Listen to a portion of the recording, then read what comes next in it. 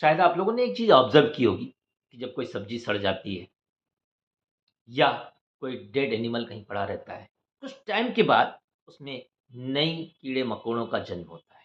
मतलब अलग-अलग बैक्टीरियाज़ या डिफ़रेंट-डिफ़रेंट चीज़ें पैदा होती हैं। तो यहाँ पे एक चीज़ जो खत्म हो गई है, उसके चले जाने के बाद एक नई चीज़ का जन्म हो रहा है।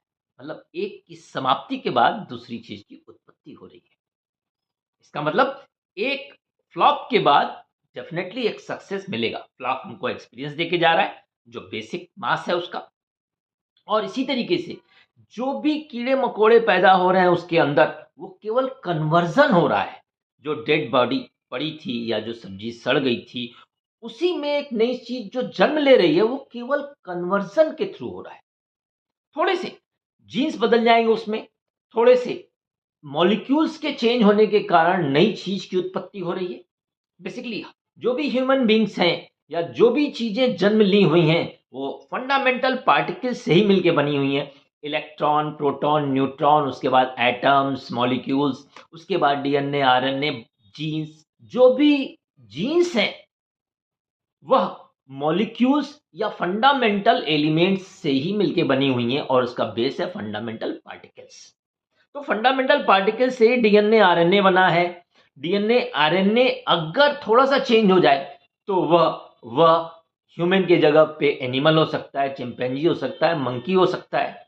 मतलब ओवरऑल जितनी भी चीज़ें हैं, उसमें डीएनए आरएनए के चेंज हो जाने के कारण ही नई-नई चीज़ों की उत्पत्ति होती है। तो जब कोई एनिमल मर रहा है, तो उस केस में उसमें नई सृष्टि का जो जन्म हो रहा है, वो केवल कन्वर्जन है। उसमें डीएनए, आरएनए या मॉलिक्यूल्स का कंपोजिशन बदल जाने के कारण नई चीज़ उत्पत्तित हो रही है।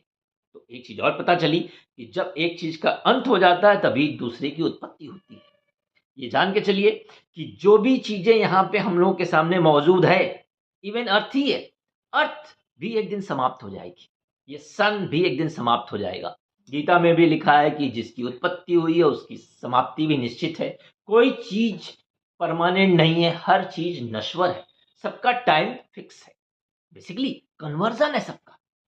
शुरुआत में जब सन भी बना, तो हाइड्रोजन एटम्स और हाइड्रोजन मॉलिक्यूल्स के बाद ही सन बना, वो एक अलग सी चीज़ है। शुरुआत हाइड्रोजन से हुई, जो कि सबकी सबसे हल्की चीज़ है। अब यहाँ पे जो भी चीज़ें उत्पत्तित हुई हैं, उसकी समाप्ति निश्चित है। समाप्ति उसकी हो रही है, पर कन्वर्जन हो रहा है। तो एक फ्लॉप के बाद दूसरी सक्सेस आपको ज़रूर मिलेगी।